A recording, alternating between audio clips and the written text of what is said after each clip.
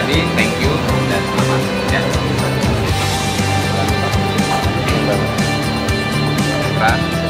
Thank you, selamat ya.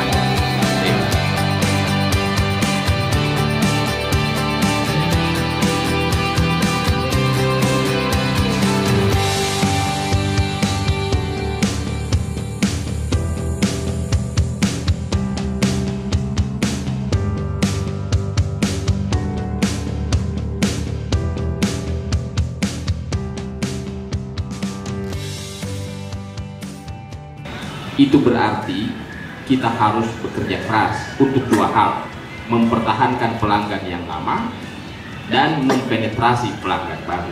Kalau teman-teman kita di Ekvis sudah biasa dia rebut-rebutan pelanggan secara brutal, itu sudah biasa. Tapi di konsumer, rebut-rebutan pelanggan secara brutal itu baru akan kita nikmati tahun ini.